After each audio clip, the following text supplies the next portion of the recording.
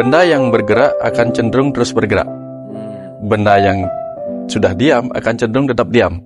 Itu kita lihat pada mobil yang bergerak. Penumpang kalau direm dia ke depan, karena dia cenderung ingin bergerak.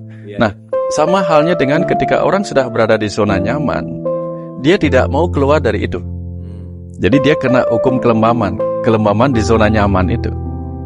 Ya, siapa sih yang mau kehilangan zona nyaman ketika hal itu membuat orang itu bisa berkembang gitu? Karena ketika orang berada dalam kondisi stres kan dia nggak berkembang. Yang ada adalah reaksi ego bertahan diri. Begitu ada di zona nyaman, di situ dia bisa berkembang. Cuman masalahnya, berkembang itu artinya keluar, bukan ke dalam. Kalau ke dalam itu memampat namanya, keluar namanya berkembang. Sehingga kalau kita ingin berkembang, harus berani keluar dari zona nyaman. Nah, terus bagaimana caranya kalau kita ingin keluar dari zona nyaman? Sederhananya begini. Bagaimana caranya mengeluarkan gajah dari kulkas gitulah, kan cerita-cerita gitu kan. Simpelnya, buka pintu, keluarin gajahnya gitu.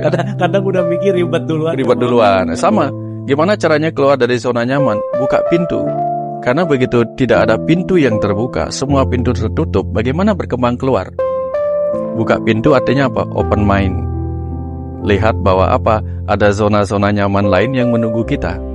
Nah, artinya kapan kita harus keluar dari zona nyaman? Ketika zona nyaman itu terasa membekap kita dalam kondisi kenyamanan dan membuat kita keluar sedikit takut. Berarti kapan kita takut dari keluar dari zona itu, tanda-tanda dia sedang memenjara kita. Nah, gitu.